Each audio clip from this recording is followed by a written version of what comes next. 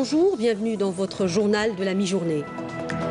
Au sommaire, un incendie s'est déclaré dans la nuit d'hier au niveau de l'usine de fabrication et de transformation de plastique à Chebli, dans la wilaya de Blida. L'incendie a été maîtrisé et aucune victime n'a été signalée.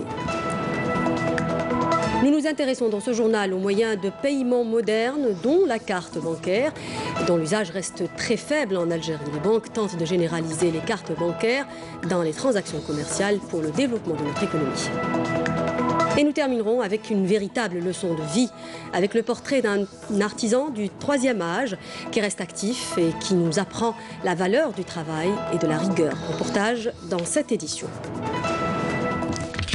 Bienvenue à tous. Je le disais à l'instant, un incendie s'est déclenché dans la nuit d'hier dans l'usine de fabrication et de transformation du plastique dans la localité de Berramdan, dans la commune de Chebli à Blida. Mais les feux ont été maîtrisés vers 8 h du matin sans déplorer aucune perte humaine. L'opération d'extinction de l'incendie s'est effectuée en coordination avec les unités de la protection civile de la wilaya de Blida et l'unité nationale d'instruction et d'intervention de la protection civile de Dar el Baïda. L'incendie s'est déclenché au niveau des 3 entrepôts de l'usine qui s'étend sur une superficie de 6000 m². Pour rappel, 26 camions anti-incendie et 2 ambulances ont été mobilisés à cet effet.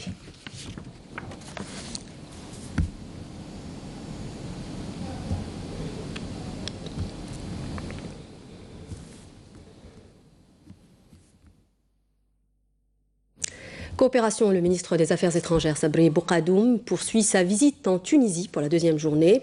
Hier, le ministre des Affaires étrangères a été reçu par le Premier ministre tunisien et a également eu des entretiens avec son homologue tunisien, Khamaïs Djinawi. Les 2 ministres des Affaires étrangères ont examiné les relations bilatérales privilégiées entre l'Algérie et la Tunisie. Ils se sont mis d'accord sur les préparatifs de la prochaine réunion de la grande commission mixte algéro-tunisienne prévue à Alger avant la fin de l'année. À Betna, de nombreux villages enclavés ont bénéficié de projets de développement local pour fixer les habitants et les inciter à travailler l'agriculture. Les villageois ont notamment bénéficié d'aides à l'habitat rural et à l'autorisation de forage de puits destinés à l'irrigation agricole. C'est un sujet signé Emel Bouakba. À Betna, plusieurs villages désertés par manque de commodités et de projets de développement local reprennent vie. Pour encourager les villageois à revenir vers leur village et travailler la terre, des mesures incitatives ont été mises en œuvre, notamment dans le cadre de l'habitat rural et le forage de puits destiné à l'irrigation agricole.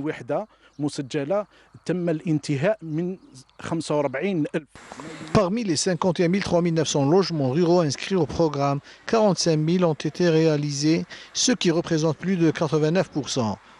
Les 5 318 unités restantes sont en cours de réalisation.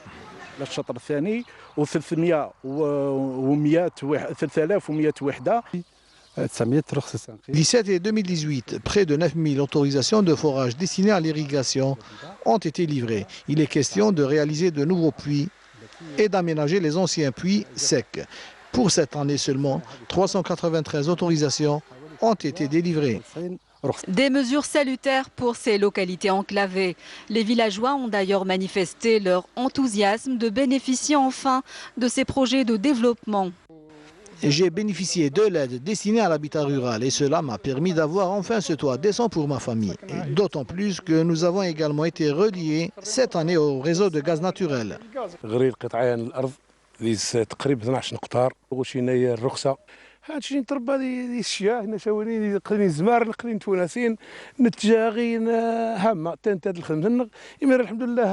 Mais en dépit de toutes ces avancées, les villageois souffrent encore de nombreuses insuffisances, notamment en matière d'accès aux soins et d'autres projets de développement qui peinent à prendre forme. Et le regain d'intérêt que suscitent les investissements dans le domaine agricole, dans la wilaya de Bouira, s'est reflété ces dernières années dans le développement de la céréaliculture. Les services agricoles apportent une aide précieuse aux agriculteurs pour améliorer leur activité et rendre leur région une véritable icône de cette activité. C'est un sujet signé Jazia Bayou. Plusieurs facteurs ont été favorables au développement de la céréaliculture dans la wilaya de Bouira, à savoir les bonnes conditions climatiques, mais aussi et surtout la bonne volonté de tous les agriculteurs qui ont accompli un travail remarquable dans l'extension des espaces agricoles, qui ont atteint les 66 000 hectares.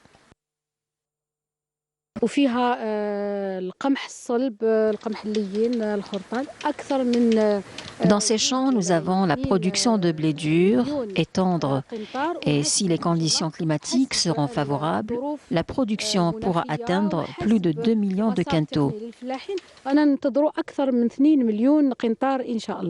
L'accompagnement des agriculteurs dans l'utilisation des moyens techniques, à savoir l'arrosage supplémentaire, est une stratégie adoptée par les services agricoles pour le développement de la filière céréalière pour une bonne production quantitative et qualitative.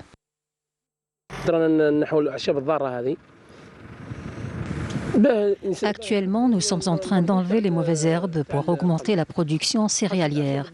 L'année passée, nous avons eu recours à l'arrosage supplémentaire lorsqu'il y avait un manque de pluviométrie et les résultats étaient très satisfaisants.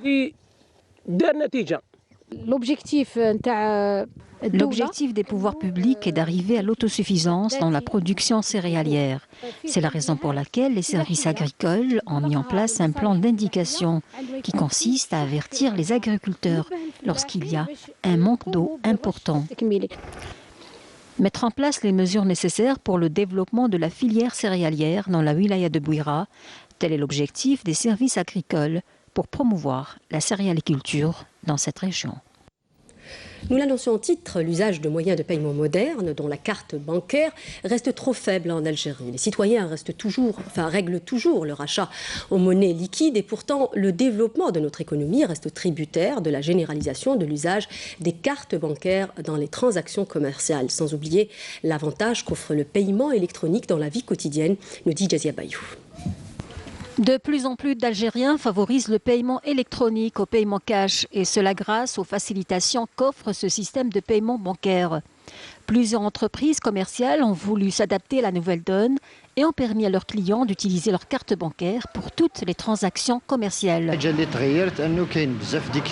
Plusieurs clients préfèrent venir ici car ils peuvent utiliser leur carte bancaire pour toutes leurs transactions.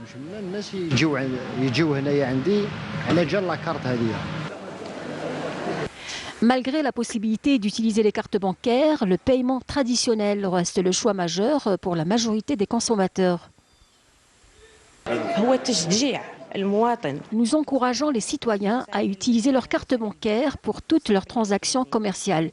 C'est une opération sécurisée, facile et à la portée de tous, 24 heures sur 24.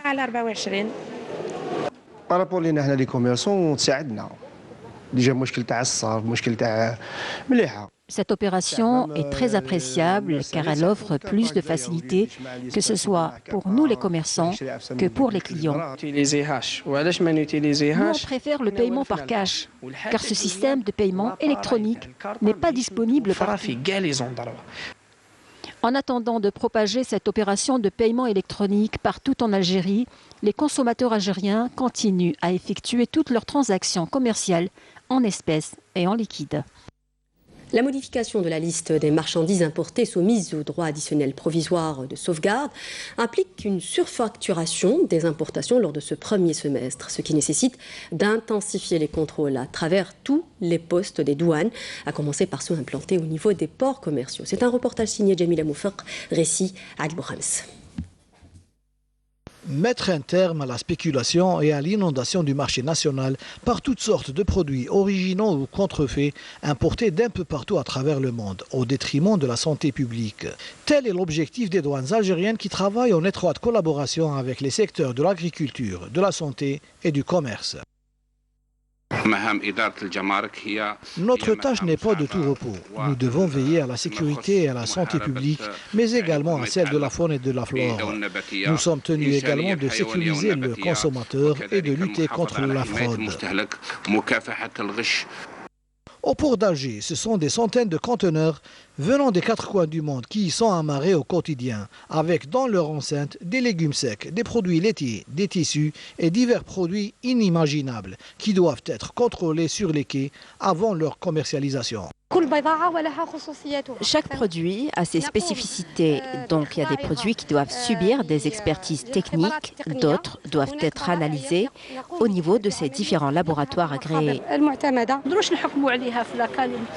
La qualité ne peut être contrôlée qu'au niveau des laboratoires. Ici, nous procédons au contrôle de la conformité de l'étiquetage des produits qui comprend le producteur, l'origine et les composants du produit. Nous nous demandons pourquoi les produits importés ne sont pas acheminés directement vers les laboratoires. Nous demandons également l'installation de la valise mobile au niveau de l'aéroport et du port pour avoir les résultats des analyses instantanément. Les produits alimentaires importés sont devenus donc une véritable source d'ennui pour les services des douanes, du commerce, de la santé et de l'agriculture, à cause de leur péremption rapide, mais aussi parce qu'il s'agit là d'un marché juteux pour les spéculateurs qui y voient une mine d'or inépuisable. Et l'actualité internationale résumée à présent par Adil Bouhams. Les tirs de roquettes et d'obus de mortier sur les quartiers résidentiels de Tripoli sont totalement inacceptables et les Nations Unies sont gravement préoccupées par les informations faisant état de bombardements aveugles de zones civiles à Tripoli. C'est ce qu'a déclaré le porte-parole du secrétaire général de l'ONU qui a souligné la nécessité de protéger les civils et d'accorder un accès immédiat et inconditionnel aux partenaires humanitaires alors que la situation humanitaire continue de se dégrader et que de violents combats se poursuivent, notamment dans les zones peuplées. 17 combattants pro-gouvernementaux syriens ont été tués et des dizaines de blessés aujourd'hui lors d'attaques menées par deux groupes terroristes liés au réseau d'Al-Qaïda dans la province d'Alep, dans le nord de la Syrie. Les affrontements se sont poursuivis jusqu'aux premières heures de l'aube et se sont achevés avec l'intervention de l'aviation russe contre les positions terroristes. L'Ukraine a commémoré le 33e anniversaire de l'accident survenu en 1986 à la centrale nucléaire de Tchernobyl, où un enchaînement d'erreurs humaines et de négligence a provoqué l'une des pires catastrophes nucléaires de l'histoire de l'humanité. Le 26 avril 1986, une série d'explosions détruit le réacteur numéro 4 de la centrale de Tchernobyl à quelques 110 km au nord de Kiev et déclenche une propagation de radiation qui s'étend sur l'Ukraine, la Biélorussie, la Russie et d'autres pays européens. Présenté par ses adeptes comme une solution miracle au paludisme en Afrique, l'utilisation de l'artémisia, plante cultivée notamment en Côte d'Ivoire, alarme la communauté scientifique sceptique sur son efficacité et inquiète de ses effets secondaires. En 5 ans à peine, plusieurs maisons de l'artémisia se sont créées dans 18 pays d'Afrique, dont la Côte d'Ivoire qui en compte 5. Le mois du patrimoine est célébré cette année sous le thème « Sécuriser le patrimoine culturel ». Plusieurs festivités sont organisées à travers le territoire national. La Sûreté de la Wilaya de Ouargla a organisé une journée de sensibilisation auprès des jeunes stagiaires du centre de formation professionnelle. L'objectif étant de dénoncer la recrudescence du phénomène du trafic des pièces archéologiques et des biens culturels, nous dit Nassima Imloul. À l'occasion de la célébration de la Journée internationale des monuments et des sites et la Journée mondiale du livre et droit d'auteur, la Sûreté de Wilaya de Ouargla, en étroite collaboration avec les associations activant dans le domaine, a organisé une campagne de sensibilisation au profit des jeunes stagiaires du centre de formation professionnelle Chennin Qaddour. À travers nos sorties sur le terrain, nous présentons des cours et des conférences appelant notre jeunesse à la préservation de notre patrimoine culturel et nous les exhortons à éviter les comportements irresponsables. Notre but est de mettre l'accent sur le rôle des services de la sûreté dans la lutte contre le trafic illicite du patrimoine culturel. Cette journée de sensibilisation initiée par la Sûreté de Wilaya vient informer et orienter les jeunes dans le but d'une meilleure éducation du public sur l'intérêt de la sauvegarde et de la préservation de ce patrimoine culturel matériel de notre pays exposé au commerce illicite. Et si vous vous demandez encore comment rester en forme tout en avançant dans l'âge, eh bien sachez que le travail y est pour beaucoup. Ami Bousbir, cet artisan du 3e âge, en est la preuve. À 85 ans, ce fabricant de seaux en bois reste actif et espère transmettre sa rigueur dans le travail et son savoir-faire à ses petits-enfants. C'est un reportage signé Amel Messaïd. L'homme oisif en sa jeunesse peinera dans sa vieillesse. Ce proverbe date de 1892 mais ne s'applique sûrement pas sur Ami Bousbir. Notre rencontre avec ce personnage plein de vie nous a donné à réfléchir sur le sens de la vie et la place que doit prendre le travail dans le quotidien de chacun de nous.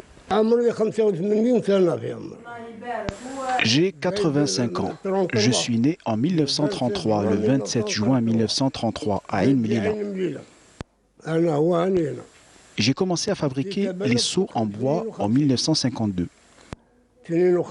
Quelques années après, je n'arrivais plus à joindre les deux bouts avec ce métier, car le prix des seaux ne m'assurait pas une vie décente. Donc, j'ai changé et j'ai commencé à travailler dans les ponts et chaussées, puis la commune. Mais après le cessez-le-feu, je suis retourné à ce métier.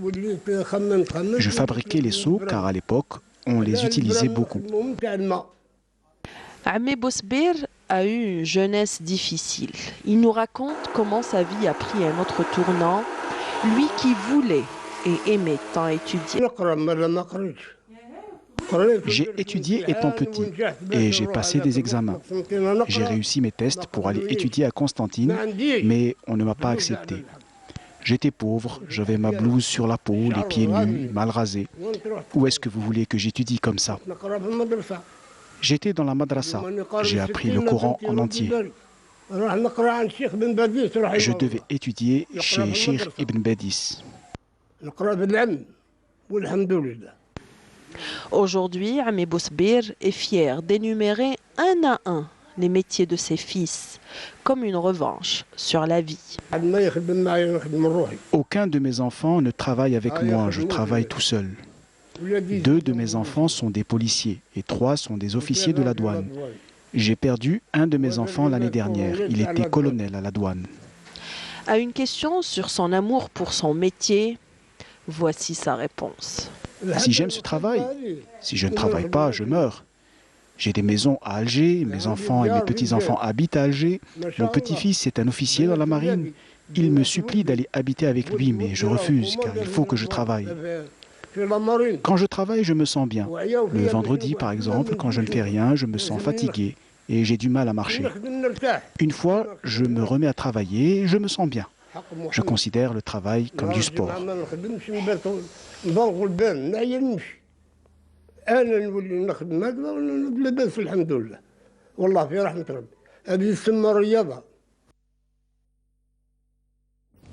Et sport football pour terminer. C'est aujourd'hui que se déroulera à Blida les 2 premières finales de la Coupe d'Algérie. Il s'agit donc de la finale des moins de 17 ans et celle des seniors dames. La première débutera à 10h et opposera le Paradou AC Alef Ourgla au stade donc des frères Brakni à Blida, alors que la seconde finale senior dames aura lieu au stade de Mustafa Tchaker, toujours à Blida. Elle opposera le FC Constantine à l'AS Sûreté Nationale. Le match aura lieu à 15h.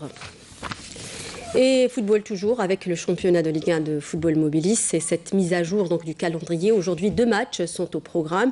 Ils mettent aux prises 4 équipes qui visent une place au podium. Un classement synonyme d'une participation internationale. La saison prochaine, d'abord le derby algérois Paradou AC contre le Nehd de Husindey à Boulourine à 16h. Et la JS Saoura qui affrontera le CS Constantine à Béchar.